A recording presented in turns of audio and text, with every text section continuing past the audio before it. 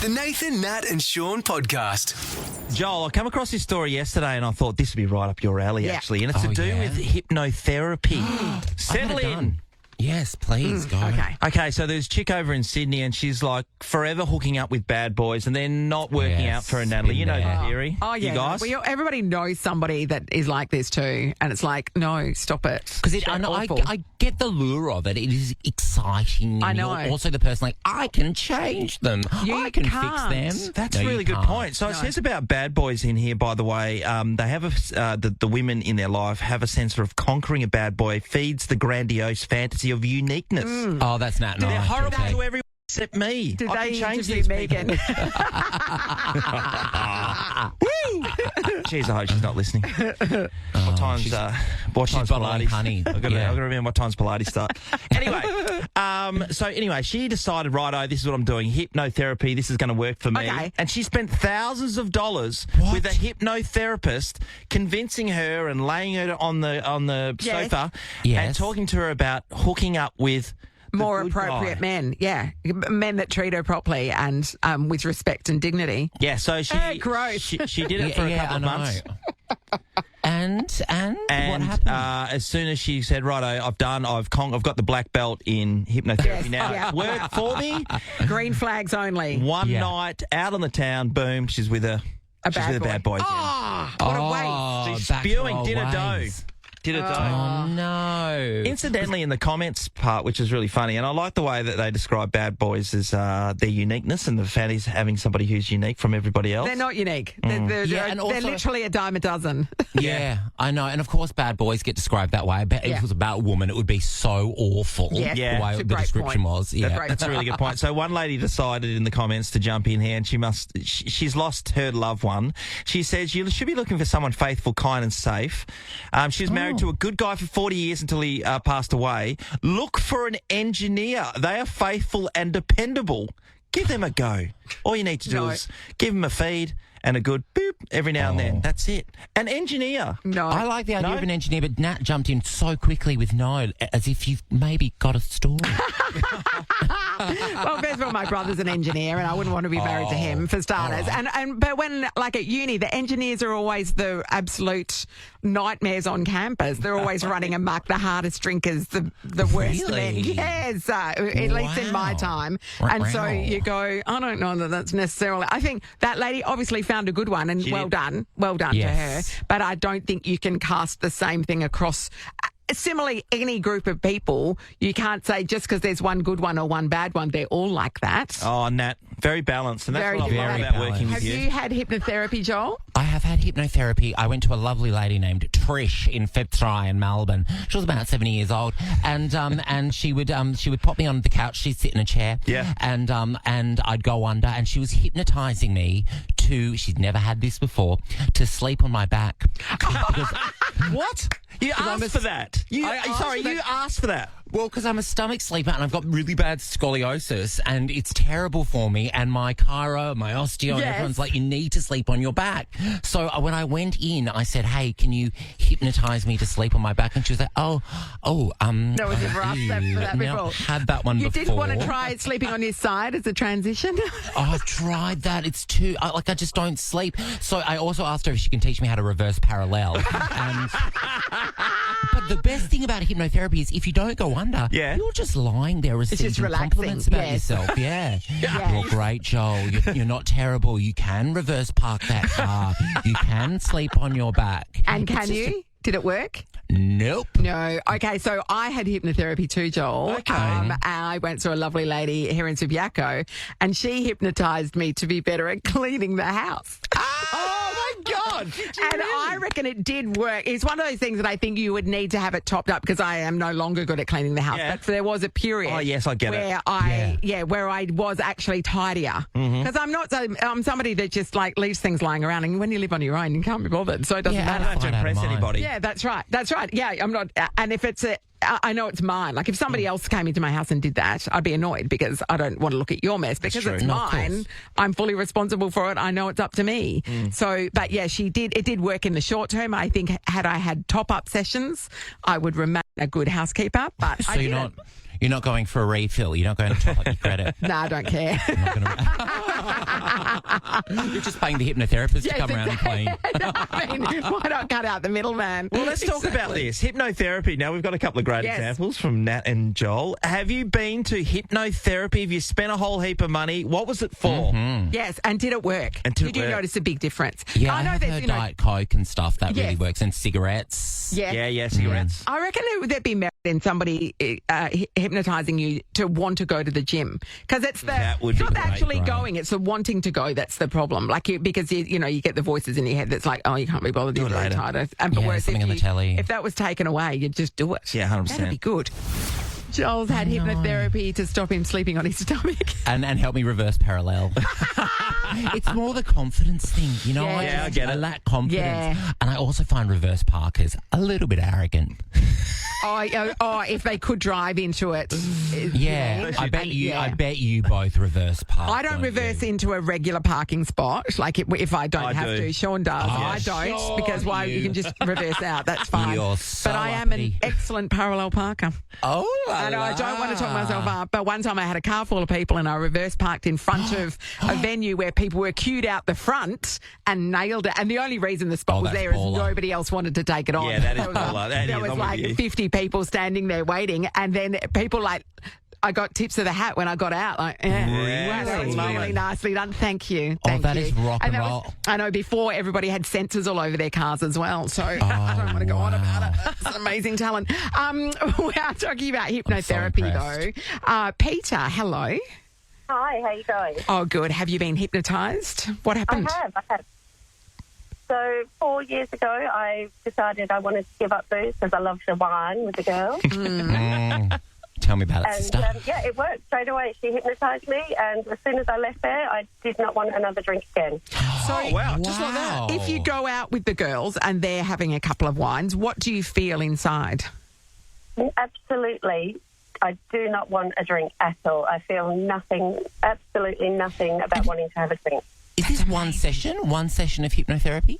I had one session and left there, and I went 2 weeks later just for a quick top-up. But seriously, after that first one, I did not want a wine. I could not believe it myself. Yeah, she's gone straight onto the Amazing. gins now. So Yeah. She's gone to the Fix hard that. stuff. Well, that's amazing. That's an Yeah, good amazing on you. result. I love the top up, and that's exactly what Yes. you needed, Nat. Yeah, for the that's right. cleaning. That's just right. a quick top up, and away we go. I've got a lot more time on my hands by not doing the cleaning, to be honest. That's true. So, Yeah, true. You know, every cloud. silver linings, exactly. Thanks, Peter. Erin, hello. Hello. All right, Erin, have you been hypnotised? What was it for? I have. So I was a smoker from about 12 years old to 35 years old. Okay. Yep. Why did you start so late? Okay, Patty and Selma. Well, when I say that was my first time I tried Yes. cigarettes. When Yeah, I was right. 12. And then it was a pack a day from there on. Yeah. Yes. Grade 9 when English is cigarettes tough. I get started it. getting about $35 a packet, I was like, oh my God, this is crazy. Coffee. So I went to a lady in Subiaco and I just had one session and she trained me or hypnotised me to feel sick when I want a cigarette. Oh, Yes. I have heard of that. Yes. I walked out of there feeling great. I threw the cigarettes that I had out, but I was probably about 6 months later, I had a few wines and I was like, oh, give me a drag. And I took a drag and I immediately threw up on my friend's foot. Oh. Wow. And then even it's been like almost 8 years now, and the other night I went out and my sister was smoking and I was like, can I have a drag? And she gave it to me. And I took a drag and I was like, oh, that felt good. And then literally ran to the garden and just threw up everywhere. So it's still That's working. I never had amazing. any top-up. Incredible. Are you not on the mango lush ice or anything now? No, stay away from Good. that. Good on you. That's incredible. Good one. And go lush. Superpower. Is that a flavour? I don't know. I don't know, sounds like it should be. Thanks, Erin. We're going to finish with Carly from Hillary's. Morning, Carly. Morning. Okay, did you get some hypnotherapy, Carly? What happened? I did. I had it to give birth. Oh. Okay, what? Yeah. Talk you So through it presumably without pain relief, is that what? Because Yeah. you were going to give birth regardless, yeah? Correct. Oh, so you were correct. pregnant. Okay. It wasn't- Yes, I was pregnant. Yeah, okay. I'm following now. So, yeah, I really wanted to give birth naturally, and I thought one of my obstetricians said that there was another obstetrician that did hypnotherapy. So I went to him with weeks leading up to the birth and listened to some CDs. Yeah. And then it was trained that some of the nurses already were trained in it at the hospital at Glengarry, so it was local. Yes. And so every time also my husband would touch me on my shoulder, I would relax. So that was good. That was perfect for him. Gosh, I want that. Really brilliant. I'm a hero. Can you send me the number of this person, Carly? No, I'll go with you. Carly, my wife did the same thing, and I had to read to. I forgot about this, but I had to read to her like every night for a while, so she'd get in the zone, and then she listened to stuff, and I had to touch her shoulder as well to relax. No, it was her forehead. Her forehead. That's what it was. So I had to touch her forehead. How did you go during the actual birth? She did extremely well. Yeah, I did very, very well. And then I was worried the second time because I hadn't listened to my CDs. She was the but same. Fully, touch my shoulder again, and second time, pop it out. It was great. And so, if you're not in labour and your husband touches your shoulder, do you relax? No. No. So it only works if you're in labour. Very niche. Oh, I don't know. I must say, I don't know. I've never really thought about it. Thought about it. Or has he not touched you since? Last time that happened, we know what arrived 9 months later. This is the Nathan, Nat and Shaun podcast. Now, Joel, you are our Netflix correspondent. Yes, hello, coming in. Can you hear me at the news desk? Yes, we have got you, Joel. Thank you. Valet the project. Yes, the Squid Games. Remember when it first came out? Oh, that creepy music. Yeah. It was on the tip of everyone's tongue. Yes. Red light, green light. It was so hectic. Everybody was watching it. Joel, can I ask you on the back of that, though, were we stuck in a COVID time warp where we felt like we had to? Because once one person started watching it, we all watched it, right? And then I was thinking, if we will watch that again, would we ever jump down that rabbit hole? In our houses, yeah. That's a really good point. Yeah, I think it came just after Tiger King in the COVID sort of time frame, which was after Sourdough Starters. We were all just getting fat on those. But it's a show, I've got to say, and I have defended Squid Games a lot on Ricky Lee, Tim and Joel. Yep. I am giving up. It's lost me. It's lost me. Well, I'm hasn't over it finished? The new season statement. is out, but Yes. I didn't make it to the end. I didn't even make it to the wink Australian. Yeah, who the makes Australian an connection. appearance. Yes, a very famous Australian's in the last episode. I'm going to be honest with you, Joel, and what I'm about to say is shocking. Okay, I've never watched one single episode of any of it. Natalie Locke, you need to watch one so you know what people are talking. Yes, you I do know what people, but I get it. The girl's head spins around, somebody dies. I get it. Oh my God, that's You're not one allowed of to the move. games, I know. Nat. That's exactly. one of the games. Well, it's Squid Games. I know one of the games. That's enough. Unbelievably, Joel, Nat's never watched Game of Thrones, but No. when I need to ask her something about Games of Thrones, she'll... I know the answer. She knows the answer. Any show with the word game in it, clearly I've never watched it. Yeah. And also, I believe, Zero Squid. Am I right? Yeah, there's no gorgeous calamari dishes or anything going on in the show. One, I did commit to Handmaid's Tale. I got that to the very end of that, and there were 3 seasons of nothing in that, but I stuck by it. Whereas Squid Games, no thanks. Also, I think I'd be like the first one out. I'd be shot immediately in that red light, green light game. Yeah. I'd be talking. I'd be talking, chatting to the girl next to me, being like, "What are you doing here? Why do you need the cash? I spent all mine at Crown." This third season, Yes. which you've given up on, is it just the same Is it the same? It's the same premise. The same lead dude is going back because he's all high and mighty. He's won the cash. He wants to sort of save everyone, but he keeps getting trapped in the bloody Squid Games. Clues in the title, bro. I just wouldn't survive a horror movie at all. I'd be the first one. I'd be the first one out. There'd be a lot of screaming. Yeah, a lot but of they screaming. always kill the hot one first, Joel. That's right, isn't it? Yeah, Thank you very much. Or I make it to the end and everyone be like, please get rid of him, please. There's a bit of chatter around that. This is the last series. But then with that appearance of that particular Australian actor. With wonderful skin. Yes. Who might go by the name of Bait Clanchett. That perhaps that was a signal that there might be a bit of a spin-off. A bit of an American-US spin-off. Yes. Because, Is Shaun, that did you what say we're you watched vibing? one episode? No, I watched the whole first series. I got stuck into it. Did you do it subtitles or dubbed? What do you reckon? Dubbed. Of course it was dubbed. Yeah. Joel's not going to read his television. It's not bloody SBS, mate. It's Netflix. Yeah, it's like a big Kindle. Yes, Nat, you're right. Even though you've not seen it, it could be a US spin-off of Squid Games. I mean, I'd love to be in it, acting in it, but Would you watch that? If Kate Blanchett. Oh, If Kate What's her name Blanchett, again? if somebody Kate Blanchett, like of the ilk, you know, like Naomi or Tony Collette, Sarah Snook, or let me think, Kate Blanchett. I would totally watch it. I'd give it a go. You know. Let's talk about your acting, because of course you were about to see you play a lime. Oh yes, I voiced the lime in Andy Lee's kids show. It's called. Sean's face. Yeah, no, Sean, stay with me. I've not lost my mind again. I will be talking about the elephants in the next hour as well. Good. So I'm with you. Strap in. Andy Lee's kids' book, Do Not Read This Book, have gone crazy around the world, and now they've got a TV series launching on ABC Kids on Friday. It's called Do Not Watch This Show. It's myself, Andy Lee, Husey, Denise Scott, and I play a sassy little snarky lime who should be really on the side of a margarita glass, but is instead living it up with Andy and his mates.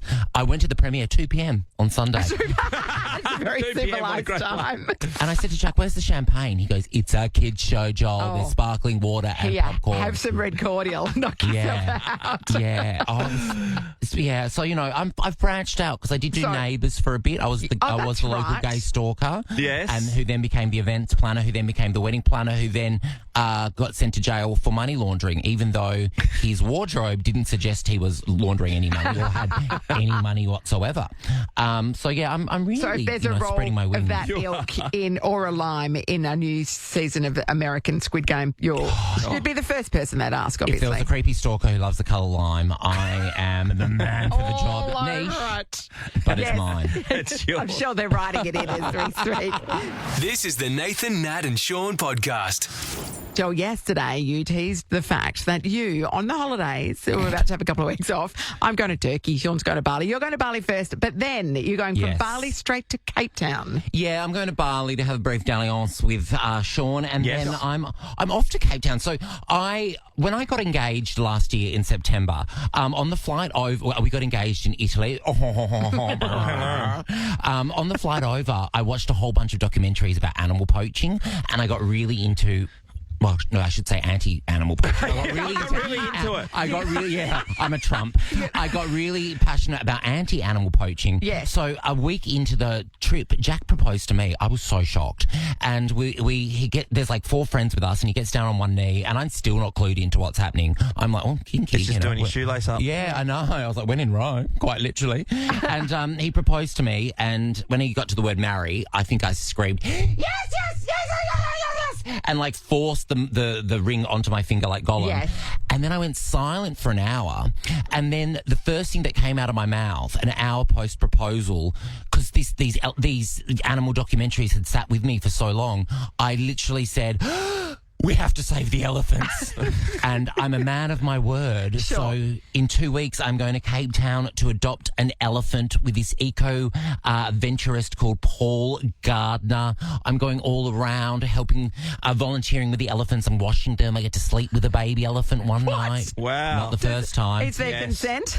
Yeah. Well, someone said, what if they roll onto you? I'm like, they're only 90 to 120 kilos. That's not that much more than Jack. And I am so excited. I've not been to that part of South Africa before, and I love the Ellies. I think I'm going to call her Elifaba. A la Wicked. Yes. Yeah. So you get I'm an naming angel, rights. Yes. Oh, I guess because you're adopting it, you get naming rights. It's my daughter, Nat. So back off, please. Oh my gosh, it's like the schoolyard already. I'm very excited. I cannot wait. What a great time. That is amazing. That is amazing. That's one of those incredible experiences that you just go, what? How is this happening to me? So you're going to be washing an elephant with a broomstick. You know where you see them, don't you? Those big... I was taking all my Mecca products. Is that not drunk elephant, yeah. There is a brand called Drunk Elephant. I should take that. Yeah. I cannot wait. Serum. I'm going to say, oh yeah, absolutely. We'll do face masks and watch and just like that. And yeah, I love all things African animals. I'm very Hakuna Matata, circle of life. Yeah, and you did I'm a Celebrity, Get Me Out of Here, where you were in the jungle in Africa, right? I did back when it was hard. I did it back when it was hard. Back when it was 6 weeks. I did the very first season when they didn't realise they had to feed us and have us do stuff. Yeah, they did. Yeah, we just lay around and lost weight, and I got into arguments with Murph Hughes over whether or not you can chop someone's head off with a machete. I was against that. You'll be shocked to hear. You're against it, but it is possible. But it was great TV, and I was happy to be involved.